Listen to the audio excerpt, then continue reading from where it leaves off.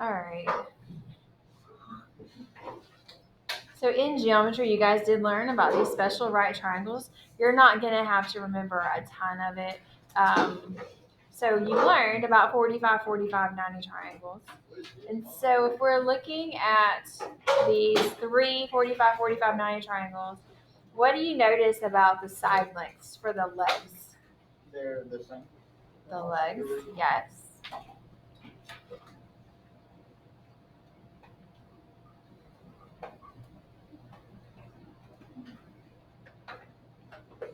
You notice anything else about all those legs? They have a radical. They all have a square root of 2. The adjacent the legs are Equal? everything but the hypotenuse. Oh, we already wrote that. Oh. Thank you, though. It's okay.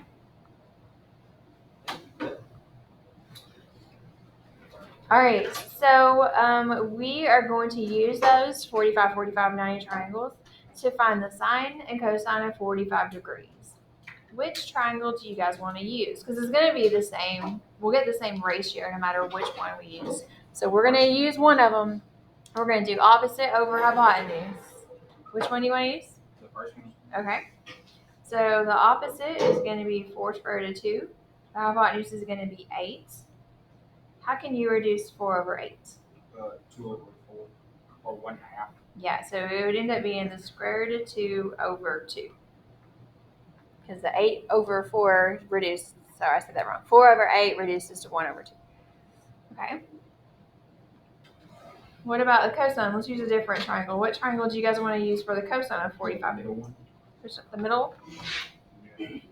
All right, so we're going to do the adjacent over the hypotenuse. The 3 over 6 is going to reduce down to square root of 2 over 2. Now, we avoided the last one, maybe because the side lengths were fractions. I was just going on the list. You're just going in order. So let's just do it again. Let's just find the sine again. And let's use the third triangle. What's going to be the opposite side on the third triangle? The hypotenuse is 1. Square root of 2 over 2 divided by 1. That actually was the easiest one to do. Because when you divide by 1, you don't have to do anything. It doesn't change anything. So all we really had to do was just use the opposite in that case. So the third triangle is the most obvious.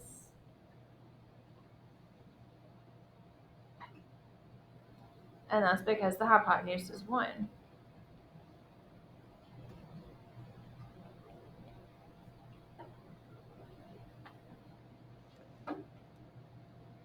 So back in geometry, you also learned about 30, 60, 90 triangles. So we have a few of those here.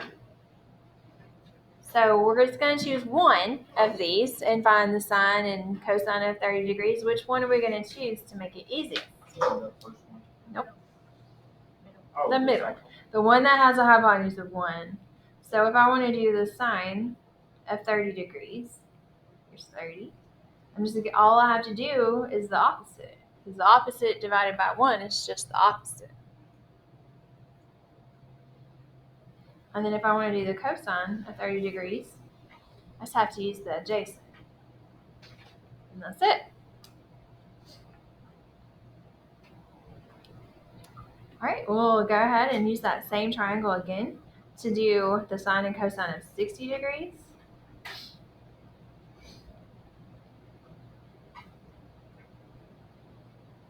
All right, so 60 is the one up here. So opposite this time is the square root of 3 over 2.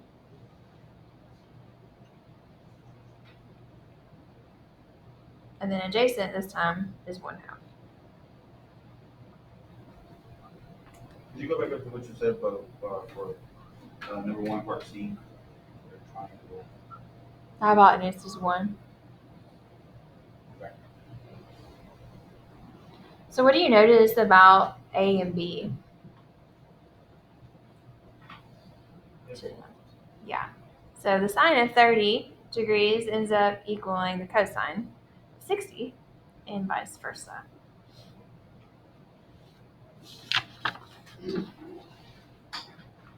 All right. So we have some unit circles here. We're going to use what we just found to find a point on the unit circle. All right, so if I'm looking at this 30-degree angle here, I know that opposite of 30 degrees is 1/2, and adjacent is the square root of 3 over 2. So on this one, opposite, I'm going to make it 1/2. Adjacent, I'm going to do square root of 3 over 2. So a unit circle, I should have said this already, is a circle that the radius is 1. So I also know the hypotenuse is 1. And then this angle connects to the unit circle at a point. And which one of these do you think is going to be the x-coordinate of that point? The 3 squared. Good. It's how many you went over, which is the square root of 3 over 2. And how many you went up is going to be the y-coordinate. Okay. Now let's do the same thing with 45, 45, 90. So we're going to use the 45, 45, 90 triangle. Preferably the one with the hypotenuse is 1, because that's what it's going to be on the unit circle. So both legs are square root of 2 over 2.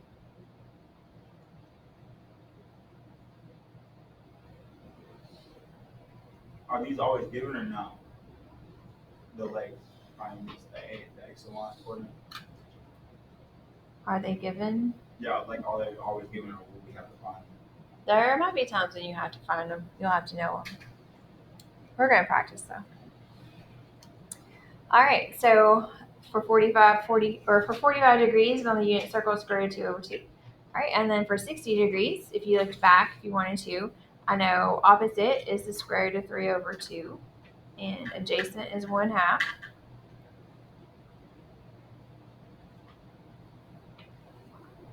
And the hypotenuse is 1. So C asked us to do a little bit more. We're going to explain how you can use an ordered pair to find the sine of 60 degrees.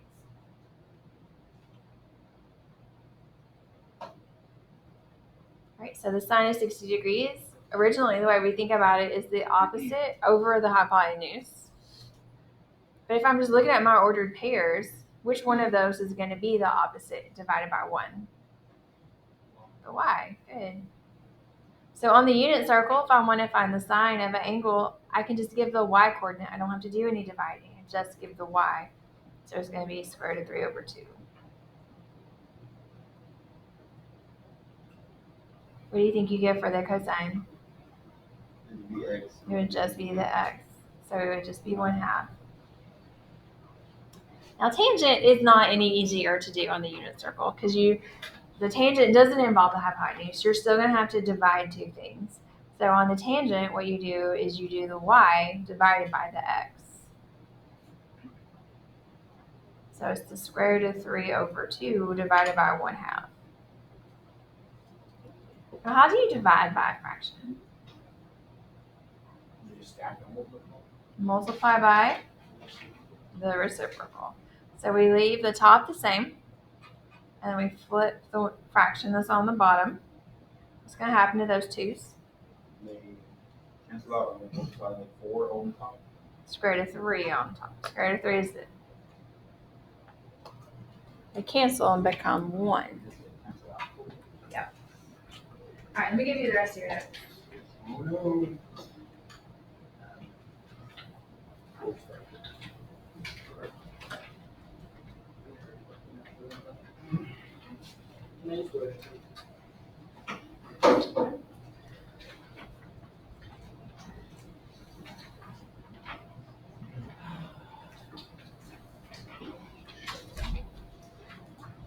Yeah, sub-state today. They do look. State. What's that? It's not state. It says C. They look like. Hopefully. Very good. No. I mean, you still need to try. Yeah, I You're a agree. state record. That don't mean nothing. That's like going to Bama. Man, y'all don't won. I don't won 4 trophies and still lose. Exactly. I mean, I'm not saying you don't need to stay focused. I have confidence in you. As long as they're like 500 feet away, and they're like him, then it's not my fault. All right, guys. So on over here we have a whole circle with a radius of 1. That is a unit circle.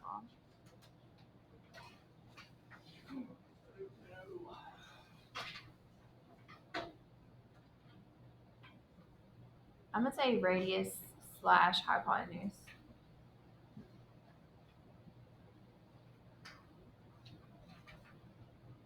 One unit. That's why it's called the unit circle. All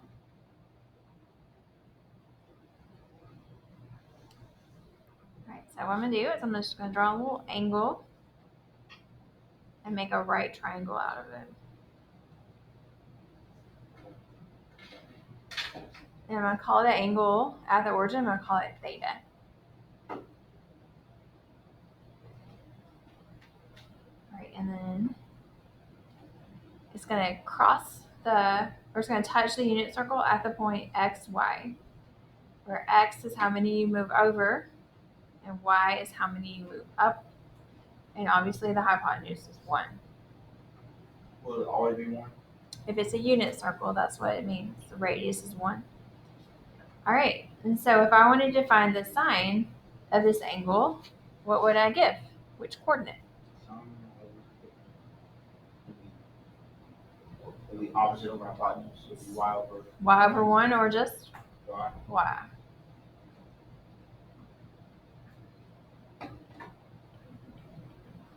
And then if I want to give the cosine of that angle, what would I use? X. Just x.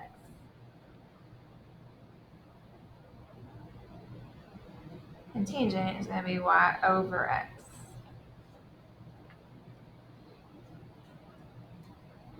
All right, and so today we're just going to focus on a quarter of the unit circle. And this is a point on the unit circle at the angle that's 0 degrees or 0 radians, whatever you want to call it. What are the coordinates of that circle? Yes. Over 1, up 0.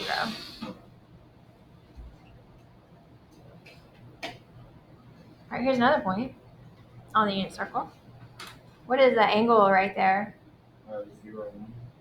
The point is 0, 1, yes. What's the angle? 90 degrees? Yeah. What's 90 degrees in radians? 1/4. Nope. No, it's pi. Over 2. Good. Half a pi. Half a pi. All right, we have some others that are in between those two. And so 30 degrees is special. It's a special angle. Does anybody remember what it is in radians? 6. Pi over 6. Nice. So I'm going to label it with both degrees and radians. All right, and then we just figured out a second ago that on the unit circle, 30 degrees, the ordered pair is this right here. So I'm just going to rewrite that. Square root of 3 over 2, comma, 1/2.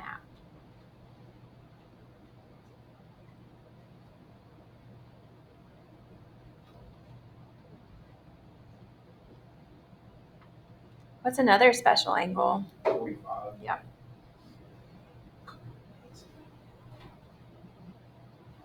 You guys remember? Yeah. All right, and we just figured out a second ago that is the point square root of 2 over, square root of 2 over 2, comma, square root of 2 over 2. All right, and then my last special angle is 60 degrees. Pi over 3. Yep. And we just figured out a second ago that that's 1/2 and then square root of 3 over 2.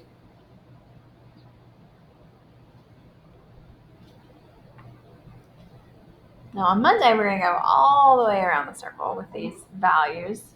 You're going to be able to do it. It is going to be challenging though. All right, so number 1, just wants you to think about some stuff. and I'll actually find it. So it says for all the angles between 0 and pi over 2, which are all the ones we just wrote, describe how the cosine and sine ratios change as the angle increases.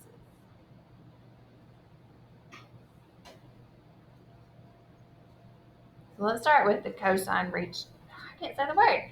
Cosine ratios.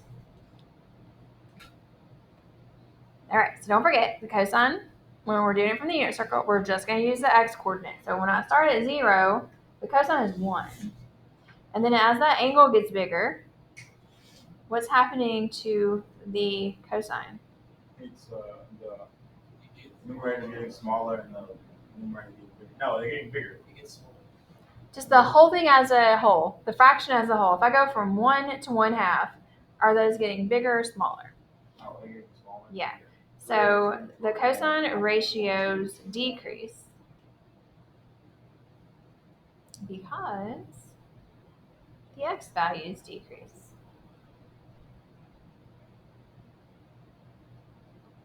And the cosine just comes from the x.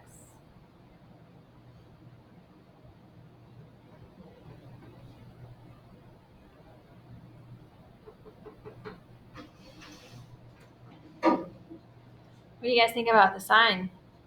We're looking at the y's going from 0 to pi over They 2. get bigger. Yeah. So the sine ratios increase because the y values increase.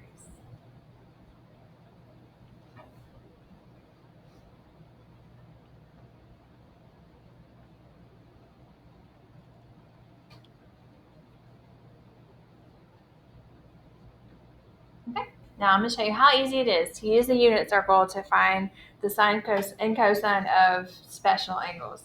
So if I want to find the sine of pi over 3, I'm just going to go to pi over 3. And which coordinate am I going to use? Y. The y. So it's just going to be square root of 3 over 2.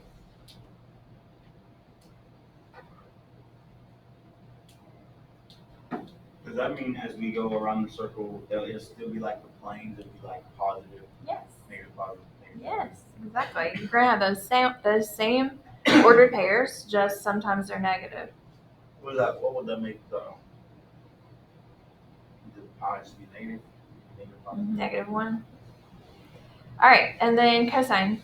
So cosine of pi over 2. So we just go to pi over 2. We look at this ordered pair. For cosine, we just give the x. So that's just going to be 0.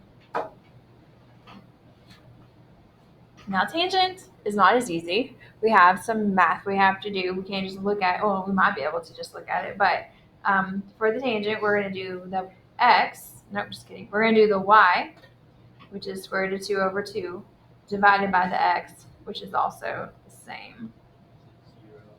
It's not 0. It's 1. It's 1. When you divide something by itself, it's just 1. It's okay.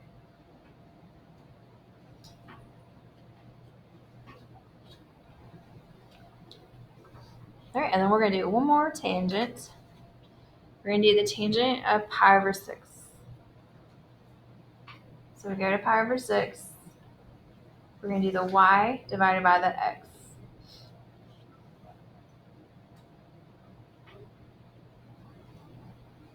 Or we're going to do the y times the reciprocal of the x.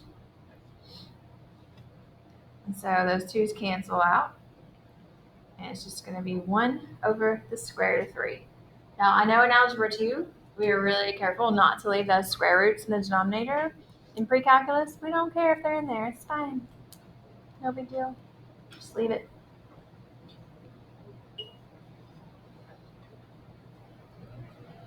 Okay.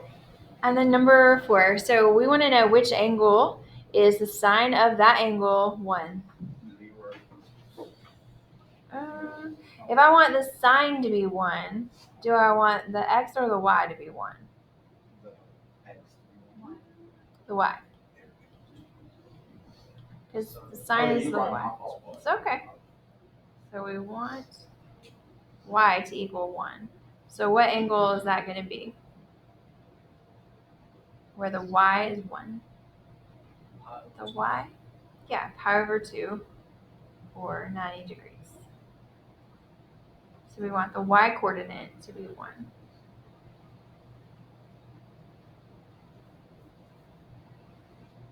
All right, and then 5 asks us to use the unit circle to explain why sine of theta and cosine of theta are always less than 1. Hypotenuse is 1, yeah.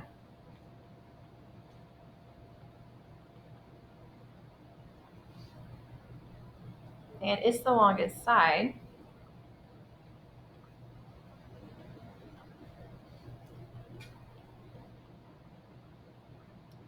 So x and y must be less than or equal to 1.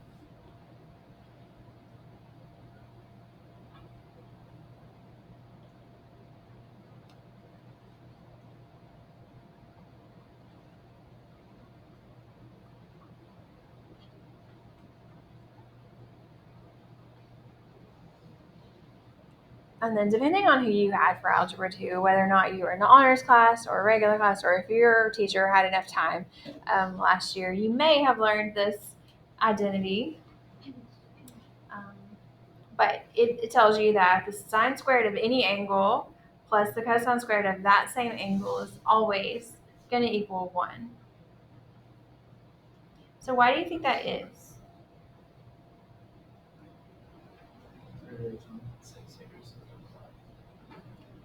Well, for the sine, we're going to do y, right? So it's going to be y squared. And then what about cosine? X squared equals hypotenuse squared. So it's really just the Pythagorean identity. I mean, it's the Pythagorean theorem. It's called the Pythagorean identity.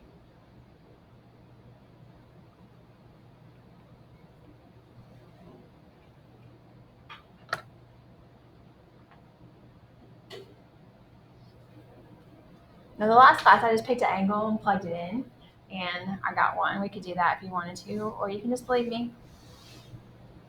Let's plug it in. You want me to plug it in? Plug it in. What angle do you want to use today? 7.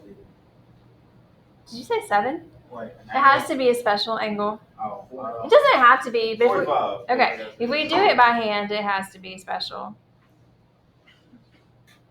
We could do it in a calculator to do a non-special angle. We could do 7.